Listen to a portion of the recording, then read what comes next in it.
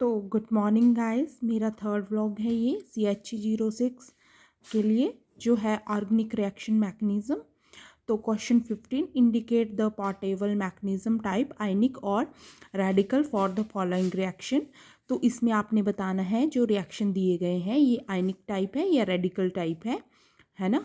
तो अगर रेडिकल होंगे तो आपने रेडिकल मैकेनिज्म लिखना है और आयनिक होंगे तो आयनिक लिखना है।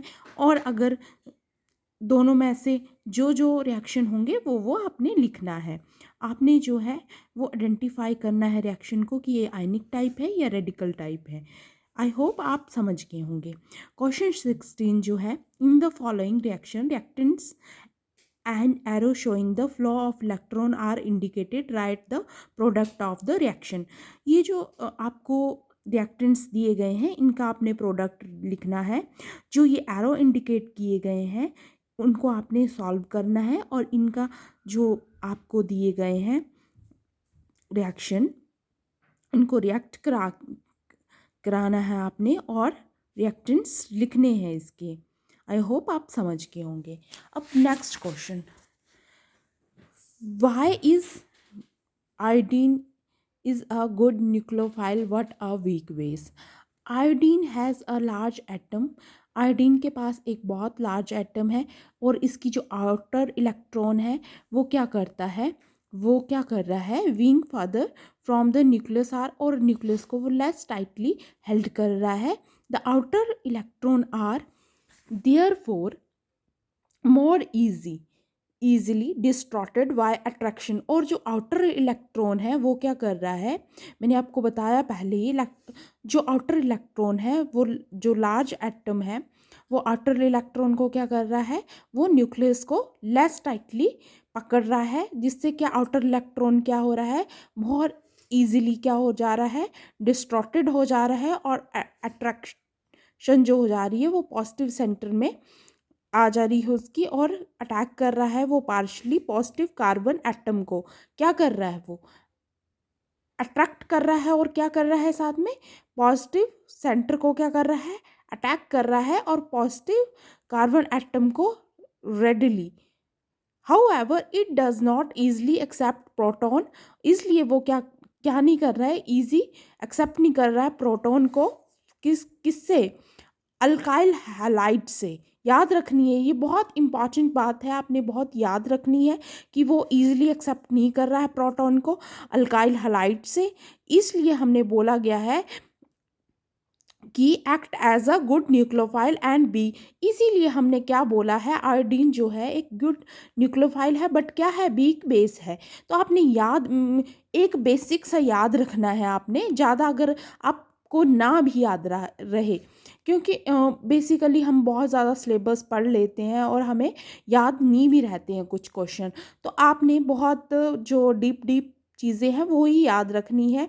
एक दो पॉइंट इंपॉर्टेंट याद रख सकते हो कि आयोडीन जो है एक लार्ज एटम है और आउटर इलेक्ट्रॉन को क्या कर रहा है, वो न्यूक्लियस से लेस टाइटली पकड़ रहा है और आउटर इलेक्ट्रॉन क्या कर रहा है, फिर ईजिली डिस्ट्रॉटेड हो रहा है और अट्रैक्शन कर रहा है पॉजिटिव सेंटर के साथ, और पार्शली पॉजिटिव कार्बन एटम जो है वो रेडिली हो रहे हैं, और इसलिए वो it does not easily accept, इसलिए वो जल्दी एक्सेप्ट नहीं कर रहा है प्रोटॉन को अल्काइल हलाइड में। इसलिए हमने बोला गया है कि गुड न्यूक्लियोफाइल तो है, लेकिन आयोडीन हमेशा याद रखना है, आयोडीन एक वीक बेस है। और ये क्वेश्चन मैक्सिमम टाइम रिपीट हुआ है तो आपने इसको अपने दिमाग में रखना है। Categorise the following species into electrophile और न्यूक्लियोफाइल। ये बहुत ही ज़्यादा जो है इम्पॉर्टेंट क्वेश्चन भी है और इजी क्वेश्चन भी है। इसमें बताना है आपने कि न्यूक्लियोफाइल्स कौन सी स्पीसीज़ है, इलेक्ट्रोफाइल्स कौन सी स्पीसीज़ है। और जिन बच्चों को नहीं पता चल रहा है कि इलेक्ट्रोफाइल क्या है, न्यूक्लियोफाइल क्या है, तो मैंने ये सब डिस्कस करा है अपने फर्स्ट ब्लॉग में, तो वहाँ आप जाके देख सकते हो। Arrange the following in the order of increasing oxidation state. तो यहाँ पे क्या करना है, आपने अरेंज करना है इनके ऑक्सीडेशन स्टेट्स को। तो आप दिख रहा होगा आपको कि कैसे कैसे इन्होंने अरेंज किया है उनके ऑक्सीडेशन स्टेट से। ऑक्सीडेशन स्टेट होती है ऑक्सीजन का स्टेट। आई होप आपको समझ आ रहा होगा। और हमारा लास्ट इस यूनिट का last question, what type of reaction must be carried out to convert an alcohol to carboxylic acid. Alcohol को कैसे कार्बोक्सिलिक एसिड में कन्वर्ट करता है, किस रिएक्शन से, तो ऑक्सीडेशन रिएक्शन से। एन अल्काइल क्लोराइड कैसे कन्वर्ट करता है अल्काइल ब्रोमाइड को सब्स्टिट्यूशन रिएक्शन से। एन अल्केन टू अल्केनाइन, ये बहुत इंपॉर्टेंट है, ये याद रखना है। अल्कलाइन टू अल्केन कैसे करता है कन्वर्ट, एडिशन और रिडक्शन रिएक्शन से। और हेलो अल्केन को अल्कीन से करेगा एलिमिनेशन रिएक्शन। तो ये मेन चीज़ें आपने, है ना, याद रखनी है, या याद नहीं रख सकते हो तो आपने ये चीज़ें रिटेन करनी है प्रैक्टिस से, मोर प्रैक्टिस। कॉपी पेंसिल लेके आपने बहुत सी प्रैक्टिस करनी है इन रिएक्शंस की। और मैं बार बार आपको बोल रही हूँ कि ये जो मैकेनिज़्म है, इसके साथ आपने मैकेनिज़्म भी अपने लिखने हैं, और जो है आपके रिएक्शंस भी आएंगे, और थ्योरी भी लिखना पड़ेगा, और तभी आपको फुल मार्क्स मिलेंगे। और ऐसा नहीं है कि आप थोड़ा सा लिखोगे और मार्क्स मिल जाएंगे। इग्नू की जो चेकिंग है वो बहुत टफ होती है, क्योंकि मैं खुद इग्नू स्टूडेंट रही हूँ, तो मुझे पता है कि इतना ज़्यादा हम लिखते थे, तब भी 50 में से 21 मार्क्स आ पाते थे बड़ी मुश्किल से। तो आपने अटेम्पटेशन पे बहुत ध्यान देना है। और अगर आपको क्वेश्चन 5 मार्क्स का पूछा गया है तो 5 मार्क्स के अकॉर्डिंग ही लिखना है। ये नहीं है कि 5 मार्क्स का क्वेश्चन आपको एक पेज का लिखना है तो लिखना है, ये नहीं कि आप उसको 2 लाइन में ही कंप्लीट कर दे रहे हो। इससे आपके मार्क्स बहुत कम आएंगे।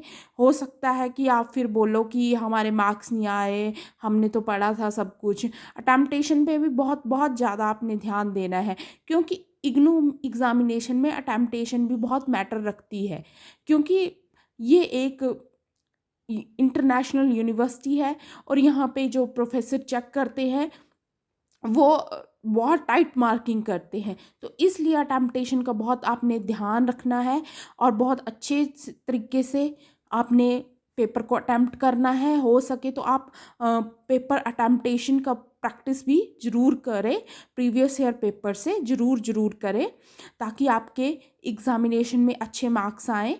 और आई होप आपको वीडियो पसंद आया होगा। मिलते हैं नेक्स्ट ब्लॉग में।